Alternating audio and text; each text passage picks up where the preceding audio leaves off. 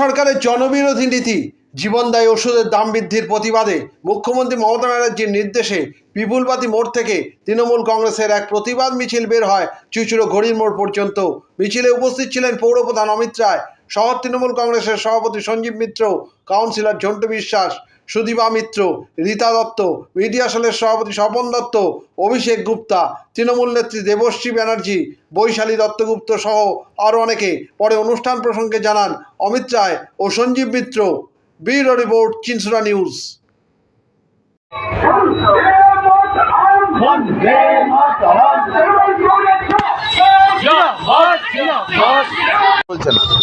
আমরা আপনারা জানেন যে আমাদের মাননীয় মুখ্যমন্ত্রী সবসময় মানুষের যেসব চাহিদা, মানুষের প্রয়োজন, সেগুলোর জন্য লড়াই করেন এবং সেই লড়াইয়ের ফলশ্রুতি হিসাবে আপনারা জানেন আজকে সারা বাংলায় এবং আমাদের যেখানে সংগঠন আছে সেখানে ওষুধের দাম বৃদ্ধি 100%-এর ওপর ওষুধের দাম বৃদ্ধি হচ্ছে। যা ওষুধ বেরিয়েছে সেগুলোর বিরুদ্ধে কড়া ব্যবস্থা নেওয়া হচ্ছে আমাদের পশ্চিমবঙ্গে।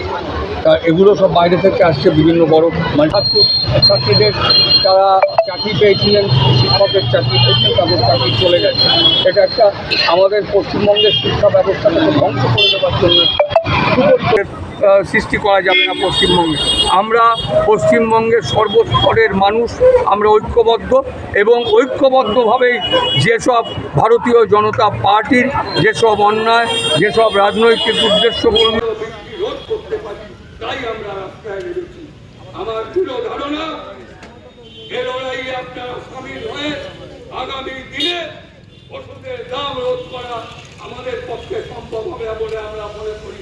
মমতা বন্দ্যোপাধ্যায়ের হাত এবং অভিষেক বন্দ্যোপাধ্যায়ের হাতকে শক্ত করলে আগামী দিনে এটা রোধ করতে পারা যাবে বলে আমি বিশ্বাস করি।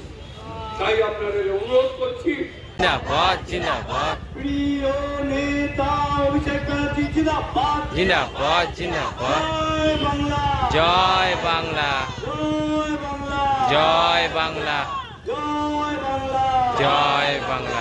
আমরা এখানে আমাদের